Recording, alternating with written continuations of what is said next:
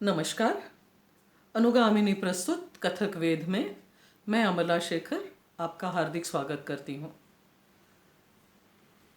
वैसे कथक के नृत्य पक्षियों की बहुत सारी तकनीकी संज्ञाओं के हमने विचार किया है। आज दो खास चीज़ों का जिक्र करेंगे। एक है पढ़ंत और दूसरा है गत। पढ़ंत क्या होती है? तो नर्तक जब नाचता है किसी बोल को, तो उसके नाचने के साथ उसके सहकलाकारों के वृंद में एक कोई उस चीज़ को, उस बंदिश को पढ़ता है, उसको साथ साथ पढ़ता है, उसको पढ़ंत कहते हैं। कभी कभी कुछ खास बंदिशें नाचने के पहले नर्तक खुद माइक के सामने आके उसे पढ़ देता है, ताकि उसके भाषा और लयकारी का सौंदर्य वो प्रेक्षकों के साथ शेयर कर सके। तो ये भी उसका एक महत्व है। हमारी ताई रोहिणी जी कहती थी, गुरु रोहिणी जी, कि कथक कीर्तनकारों के परंपरा से है। तो कीर्तनकार खुद अपना संवाद बनाता है रसिकों के साथ। तो ये एक तरीका सिर्फ केवल बचा है पढ़ंत का, जिसके ज़रिए आज का कथक नर्तक अपना संवाद बनाता है खुद ही खुद अपने रसिकों के साथ। वैसे पढ़ंत के बारे में बहुत कुछ कहा जा सकता है। पढ़ंत की आवाज़ नर्तक की नाच के जो क्वालिटी होती है उसकी, कोई मृदु नर्तन करता है, कोई जोशपूर्ण नर्तन करता है, तो उसके साथ भी अगर मेल रखती है तो और भी नर्तन भी उभर आता है और पढ़ंत भी ज़्यादा मायने रखती है। ये एक बात है।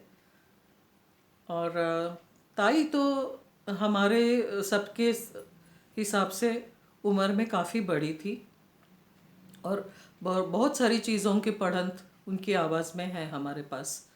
तो ऐसे लगता था कि कोई यंगस्टर पढ़ंत कर रहा है।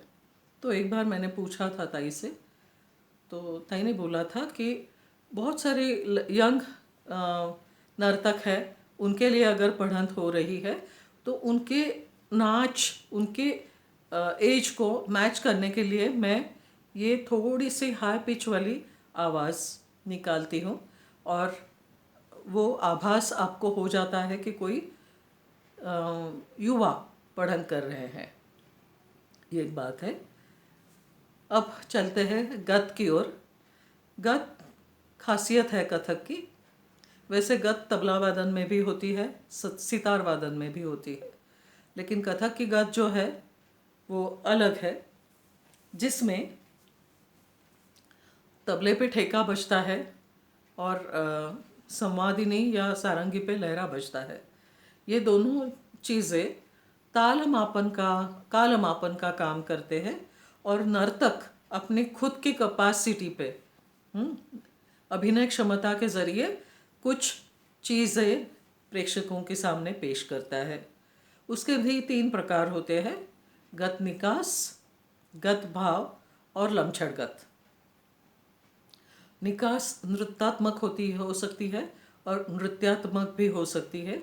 माने एक पैंतरा लेके आगे चलना होता है, निकलना होता है, और वो पैंतरा नृत्यात्मक भी हो सकता है, नृत्यात्मक भी हो सकता है।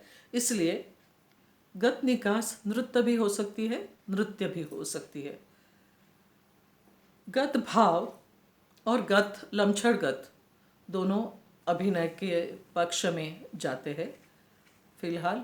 और दोनों में अंतर क्या है? तो गत भाव एक संक्षिप्त कथानक नर्तक पेश करता है, और लमछड़ गत में ये होता है कि उस कथानक को पूरे डिटेल्स के साथ पेश किया जाता है। हम एक उदाहरण लेंगे कि गोवर्धनोद्धार का गतभाव भी होता है, लमछड़ गत भी होती है। तो जब गदभाव होता है तो पूरा बाढ़ आ गई है और सब बहते जा रहे हैं। कृष्ण आते हैं और अपनी अपनी अंगुली पे गोवर्धन को उठाते हैं और सबको उसके नीचे सबको बुलाते हैं, रक्षण करते हैं। इतना ही काफ़ी हो सकता है। जब इसी चीज़ का, इसी स्टोरी लाइन का लमछड़गत में प्रदर्शन किया जाता है तो पहले से शुरुआत करते हैं कि वो बहुत सारी नारियां चली है और कृष्ण उन्हें रोकते हैं कि कहाँ चले हो। तो इंद्र की पूजा करने जा रहे हैं। तो क्यों इंद्र की पूजा? तो वो हमारे गांव में बारिश भेजता है। इंद्र नहीं भेजता, ये गांव का जो पर्वत है गोवर्धन, ये आपके लिए बारिश भेजने का काम करता है। आपको इसकी पूजा करना चाहिए। तो ये सब, और नारियां वहाँ चली जाती है, उस पर्वत की पूजा करती है। तो इंद्र प्रकोपित हो जाते हैं और गांव में बाढ़ भेजते हैं। कृष्ण इस सब को देखते हैं तो महसूस करते हैं कि हाँ, इंद्र ने अभी बाढ़ भेजी है। जिसके पहले मैंने कहा था कि पर्वत आपका रक्षण करता है, वो आपके लिए बारिश भेजता है। तो अब इस हालात में रक्षण करने का काम भी ये पर्वत कैसे करता है देखते हैं हम। तो फिर वो पर्वत उठाने जाता है, उठाने के लिए लगता है। तो आसपास सभी उम्र के लोग हैं। तो छोटे जो है वो देखते हैं कि अचरज में पड़ जाते हैं कि हमारे साथ खेलता है, आज गोवर्धन उठाने जा रहा है। नारियां देखती हैं तो उनको लगता है कि ये छोटा सा है, उसको कहीं कुछ ना हो जाए। ये उनकी सोच है। जो वयोवृद्ध है उनको लगता है कि ये कितना बड़ा काम कर रहा है, इसका एहसान हम कैसे चुका पाएंगे। और उनकी आंखों से माने आंसू निकलते हैं और वो सबको नीचे बुलाता है, गोवर्धन उठा के उसके नीचे, और सब फिर वहाँ पे सुरक्षित रहते हैं। ये कथा है। तो परंपरा के अनुसार कथक तो एकल प्रयोज्या है। उसके लिए एकाहार्य ऐसे शब्द की योजना भी करते हैं। तो एक ही नर्तक, कभी कृष्ण बनता है, कभी गोपी बनता है, बहुत सारे रोल्स वो एक ही नर्तक कर रहा है। तो उसके लिए ज़रूरी होता है कि कुछ उसके पास साथ साधन हो। तो गत में ऐसा एक साधन होता है उसके पास, उसको बोलते हैं पलटा। और इस पलटे का काम होता है स्थल, काल और व्यक्ति में बदल का निर्देश करना। तो दाएं हाथ से मूवमेंट करके दाई ओर से और बाएं हाथ से मूवमेंट करके बाई ओर से नर्तक मुड़ता है और पलटा लेता है। पलटा लेता है तो इन तीनों चीज़ों में से एक परिवर्तन आ गया है, ये इसका ज़रूर इंडिकेशन होता है पलटे का। वैसे गत के 3 प्रमुख हिस्से हैं, निकास, पलटा और चाल।